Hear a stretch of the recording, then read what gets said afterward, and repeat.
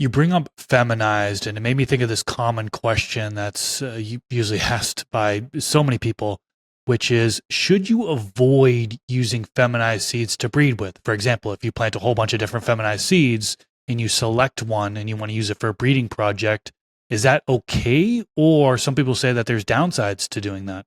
At the end of the day, if you make something that you like, you've won. I mean, this whole thing isn't about, like, did you, the best engineer or whatever. You know, these guys, there's a new generation of wannabe breeders that wear schmucks and think they're, because they got a PhD, they're smart. And there has been no that's been made in a lab that has like really been favored by the community. It's all been backyard gardens, guys like Skunkman Sam, who had no education, dropped out of high school, and was self-taught. It's all about people that have a passion for it. And if you use a feminized and you make something that you like, cares? You won the lottery. If you use a feminized and you make something that you don't like, throw it away. Try again.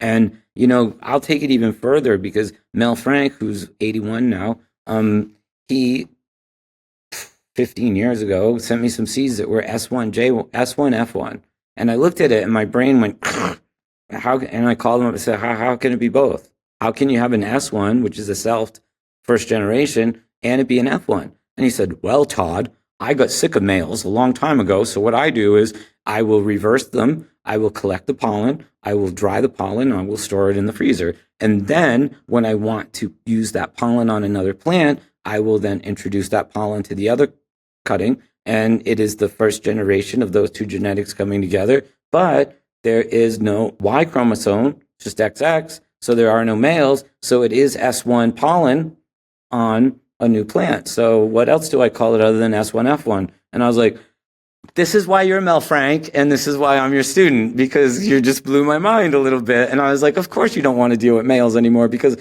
why guess, right? Why? If you got a good girl you like and a good boy you like, and let's see how they gel together. And then you get their offspring, who are ironically all girls too.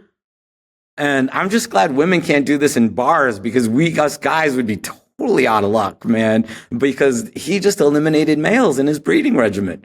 And he gets XX everything and feminized everything. And if he likes it, if he doesn't like it, out the window it goes and he tries again. So I don't see there being a bad side to it per se. But the thing is where you fall off is that if you have the whole variety, like I do of, let's say, haze or skunk or purist indica, and you boil it down to one plant, and then you use that one plant, you're kind of, this is the bottlenecking of the genetics like I'm talking about. So you lose diversity, but at the same time, so what? If you're going to breed together something like OG Kush and, Blue Dream or whatever off the top of my head that are two clone-only plants, you can do it and then see what the effects are, see if you like it.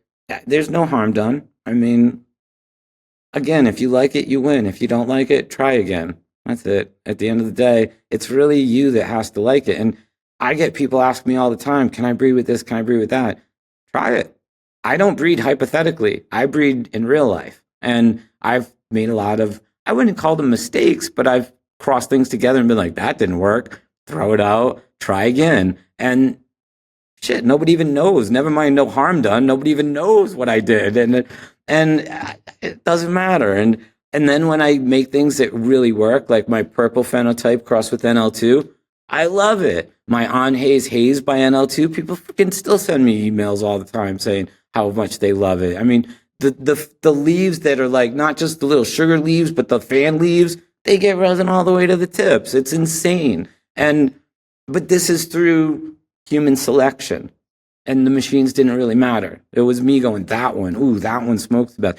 And I also tell people this, don't judge a book by its cover. If we did, the world would not know OG Kush, for instance, because it grows kind of lanky, it's environmentally sensitive, not the best yielder. I could, not the quickest flowering, but the flowers are phenomenal. And so what I do when I'm doing my section selection is I let them all go. I take pictures, I take notes, but I dry them, I cure them, whichever one I smoke first wins, and then that becomes the favored one, because I can, like I said earlier in this conversation, cause that plant to give me 10 grams or 10 pounds. It just becomes pre-grow.